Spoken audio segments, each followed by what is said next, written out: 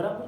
એ અંશ માપને રેડિયન માપમાં કઈ રીતે ફેરવવું આ બધી બાબતો 11મા ધોરણમાં આવવાની જ છે, પણ આજના ટોપિક માટે જેટલું જરૂરી જ્ઞાન છે એની થોડીક માહિતી આપી દઉં. તો 180 બરાબર પાઈ રેડિયન, આ અંશ માપ છે, આ રેડિયન માપ છે.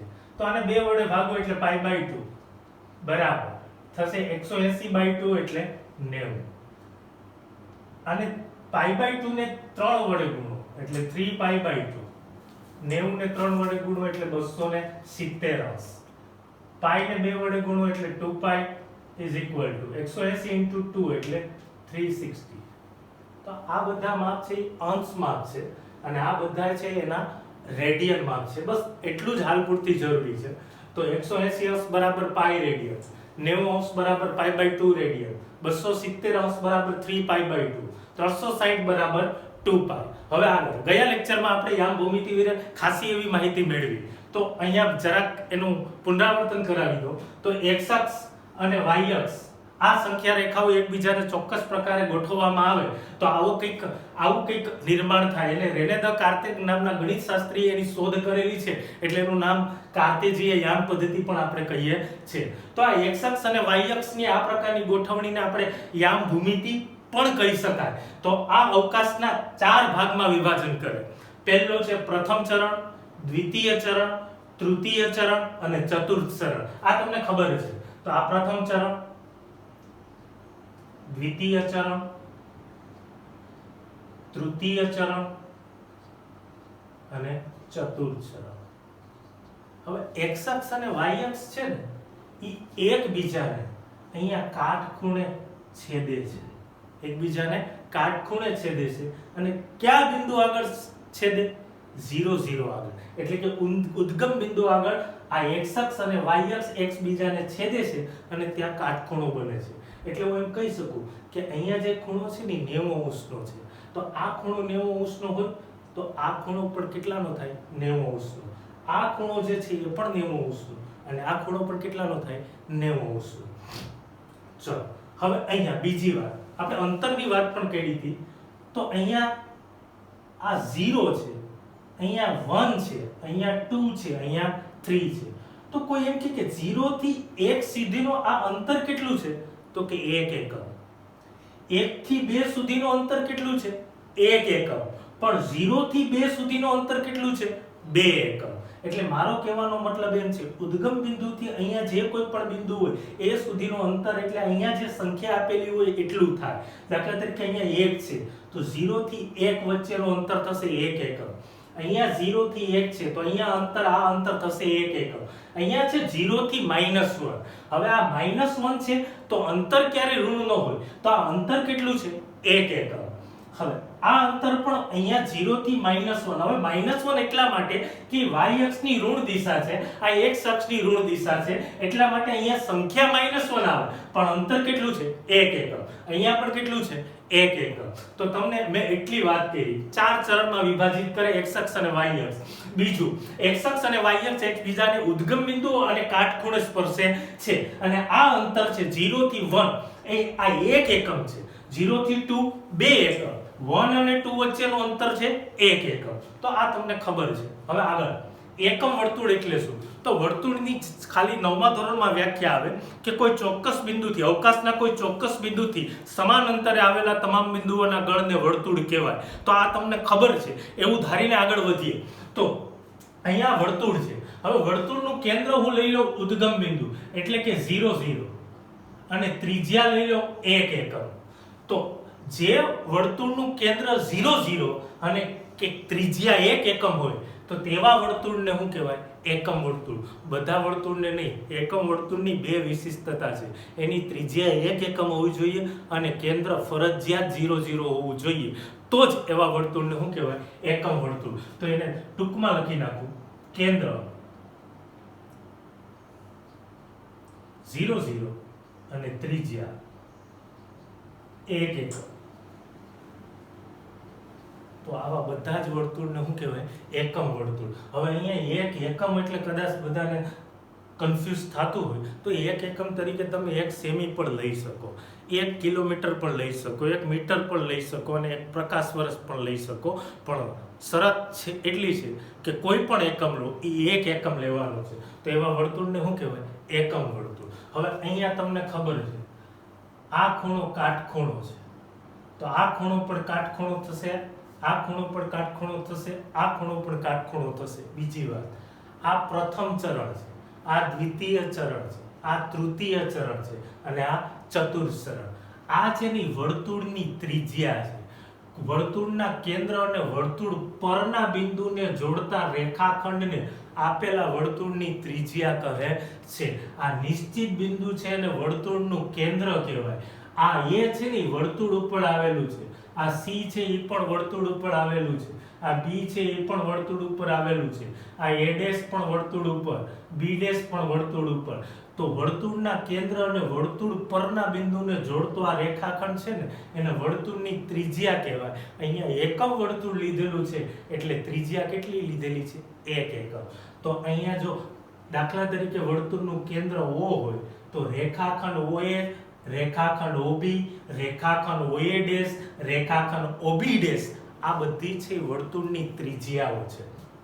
બીજું, હવે અહીંયા આ એકમ, આ અંતર 1 એકમ હોય તો અહીંયા x અક્ષ ઉપર બિંદુ મળે આપણે 1 0. કેમ? તો કે x અક્ષ ઉપર રહેલા બિંદુનો y શું હોય? 0 હોય. આ અંતર 1 એકમ છે એટલે અહીંયા સંખ્યા 1 મળી, પણ બિંદુ શું મળે? 1 અને 0. આપણે ગયા લેક્ચરમાં વાત કરી હતી, જ્યારે પણ તમે બિંદુ વાત કરી હતી, જ્યારે પણ તમે બિંદુ બોલો ત્યારે હંમેશા એ બિંદુને એક્સ્યામ હોય અને વાયયામ. બિંદુ માત્ર કોઈ દિવસ સંખ્યા ન હોય, બંને એક્સ્યામ અને વાયયામ સાથે હોય તો જ એને બિંદુ કહેવાય. તો અહીંયા જે 1 મળ્યું ને ત્યાં અંતર 1 એકમ થાય, ત્યાં બિંદુ શું મળે? 1 0. એટલા માટે અહીંયા આપણે બિંદુ મળ્યું 1 0. આ y અક્ષ પરનું બિંદુ છે એટલે અહીંયા મળે 0 1. આ a ડેશ અહીંયા આપણે બિંદુ મળશે -1 0, કારણ કે એક અંતર પૂરું કરીએ ત્યારે x અક્ષની ઋણ દિશામાં અહીંયા સંખ્યા કઈ મળે? -1. અને -1 સંખ્યા છે ત્યાં બિંદુ કયું મળે? -1 0, કારણ કે x અક્ષ ઉપર આવેલું બિંદુ છે અને એનો y 0 હોય. આ છે 0 -1. તો હવે તમને કોઈ એમ કે એકમ વર્તુળ છે એ x અક્ષને કેટલા બિંદુમાં સ્પર્શે? a અને a ડેશ. એના યામ બોલો 1 0 -1 0. y અક્ષને કેટલા બિંદુમાં સ્પર્શે? b અને b ડેશ. એના યામ બોલો 0 1 અને 0 -1. તો અહીંયા લખીએ x અક્ષને એકમ વર્તુળ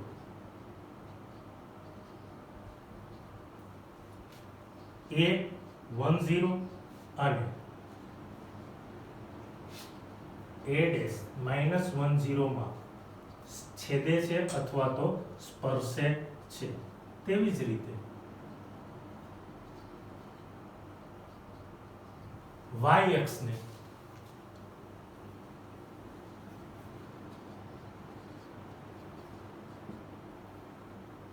b of 0 1 અને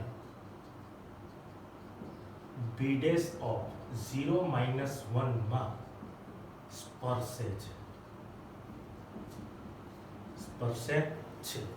આ તમને ખબર છે પ્રથમ ચરણ, દ્વિતીય ચરણ, તૃતીય ચરણ અને ચતુર્થ ચરણ. ટૂંકમાં એકમ વર્તુળ x અક્ષ અને y અક્ષને ટોટલ 4 બિંદુમાં સ્પર્શે. x અક્ષને 2 બિંદુમાં અને y અક્ષને 2 બિંદુમાં, જેના યામ સહિત મેં અહીંયા લખેલું છે. હવે વાત x અક્ષ અને y અક્ષ જ્યારે એકમ વર્તુળ x અક્ષ અથવા તો યામ સમતલમાં દોરેલું હોય ત્યારે આ પ્રથમ ચરણ છે. અહીંયા ખૂણો બને થીટા, આ થાય ચાપ થાય. જ્યારે તમે કોઈ પણ ખૂણો 10મા ધોરણમાં રચનામાં તમે શીખી ગયા કોણ કઈ રીતે બનાવવું, તો આ કાટખૂણાની ચાપ થાય. હવે આ ચાપની લંબાઈ શું હોય? આ ખૂણો 90° છે એ તમને ખબર છે, મારે આ ચાપની લંબાઈ કેટલી હોય મેળવવી છે. તો તમે એક સૂત્ર કદાચ ભણી ગયા હશે 9મા અને 10મા ધોરણમાં, અને ન આવ્યું હોય તોય કહી દઉં. થીટા બરાબર l/r. થીટા છે એ ખૂણો છે, l છે એ ચાપની લંબાઈ છે અને r છે એ ત્રિજ્યા છે. આ ત્રિજ્યા દર્શાવે, આ લંબાઈ દર્શાવે. હવે થીટા બરાબર l. આપણા કિસ્સામાં એકમ વર્તુળમાં વર્તુળની ત્રિજ્યા 1 એકમ છે, તો અહીંયા 1 એકમ મૂકી દો તો થીટા બરાબર થશે l. એટલે મારો કહેવાનો મતલબ એમ છે, જ્યારે એકમ વર્તુળની વાત કરતા હોય ત્યારે આ ખૂણો 90 અંશનો હોય તો આ ચાપની લંબાઈ પણ કેટલી થાય? 90 થાય. કેમ? તો કે અહીંયા r છે કેટલા એકમ છે? 1 એકમ. એટલા માટે જો આ 90 અંશ હોય, હવે રેડિયનમાં વાત કરીએ, જો 90 અંશ હોય તો એને રેડિયનમાં કહેવાય π/2. તો અહીંયા જે ખૂણો છે એ π/2 છે, તો આ ચાપની લંબાઈ પણ શું થાય? π/2. હવે આ આખો ખૂણો છે એ 180 અંશનો છે, રેડિયન માપમાં એને પાઈ કહેવાય. તો અહીંયા જે ચાપ, આખી જે ચાપની લંબાઈ છે એ આપણે કેટલી મળે? પાઈ. અહીંયા ચાપની લંબાઈ કેટલી મળે? π/2. અહીંયા આ આખો ખૂણો છે, અહીંયાથી શરૂ કરીને અહીંયા ચાપની લંબાઈ શરૂઆતમાં 0 છે, અહીંયા પહોંચીએ એટલે π/2, અહીંયા પહોંચીએ એટલે પાઈ, અહીંયા પહોંચીએ એટલે 3π/2 અને એક આટો પૂરો કરીએ એટલે અહીંયા મળશે 0. તો શરૂઆત છે, અહીંયા ફરી વખત કેટલા મળે? 2π.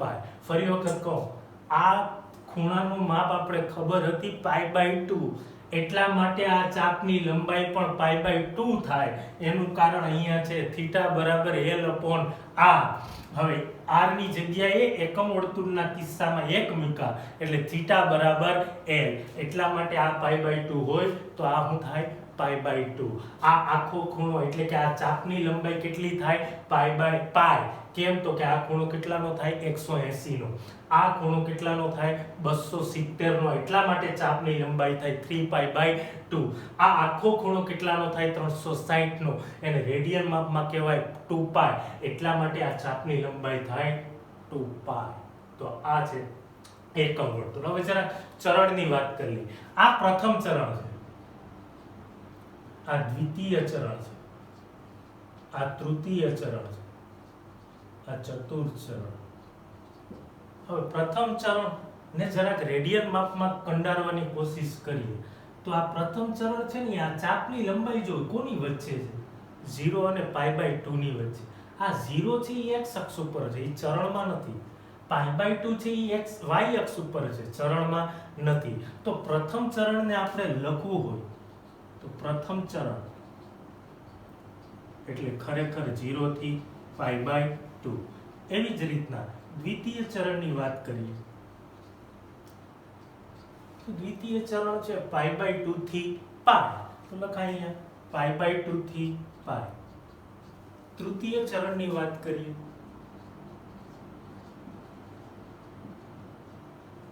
હવે તૃતીય ચરણ જો π થી 3π/2.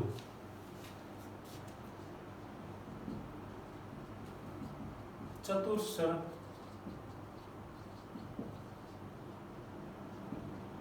3π/2 થી 2π.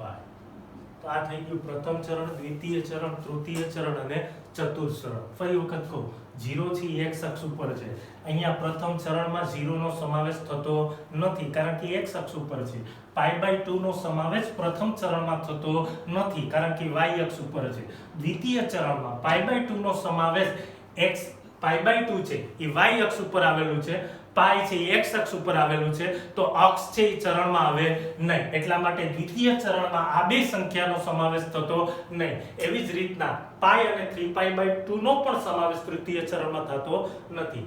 એમ ચતુર્થ ચરણમાં એમ જ. ફરી વખત, એકમ વર્તુળ એટલે બીજું કંઈ નથી. 0 0 કેન્દ્ર અને 1 એકમ ત્રિજ્યા લઈને વર્તુળ દોરવામાં આવે આમ સમતલમાં તો એ વર્તુળને કહેવાય એકમ વર્તુળ. બે વિશિષ્ટતાઓ છે, કેન્દ્ર 0 0 હોય અને ત્રિજ્યા 1 એકમ હોય. x અક્ષને બે બિંદુમાં સ્પર્શે a અને a', y અક્ષને b અને b'. એના યામ તમને ખબર હોવી જોઈએ. આ ત્રિજ્યા 1 એકમ છે એટલા માટે યામ મળે 1 0, અહીંયા -1 0, અહીંયા 0 1, અહીંયા 0 -1. હવે અહીંયા આ થીટા બરાબર l/r. એમાં l લંબાઈ દર્શાવે, r ત્રિજ્યા દર્શાવે, થીટા ખૂણો દર્શાવે. એકમ વર્તુળના કિસ્સામાં r બરાબર 1 છે એટલે થીટા બરાબર l થાય. આ ખૂણો 90 અંશનો એટલે કે π/2 રેડિયન માપમાં છે. તો આ ચાપની લંબાઈ પણ કેટલી થશે? π/2 2 આને પ્રથમ ચરણ, દ્વિતીય ચરણ, તૃતીય ચરણ અને ચતુર્થ ચરણ કહેવાય. એને આપણે પર રેડિયન માપમાં કેવી રીતના લખી શકાય? તો 0 થી π/2 એટલે પ્રથમ ચરણ. ફરી વખત 0 અને π/2 નો સમાવેશ પ્રથમ ચરણમાં થતા નથી, કારણ કે 0 x અક્ષ ઉપર છે અને π/2 y અક્ષ ઉપર. તેવી જ રીતના દ્વિતીય, તૃતીય અને ચતુર્થ. આ થઈ એકમ વર્તુળની બેઝિક માહિતી. હવે પછી આગળના લેક્ચરમાં આપણે જોશું.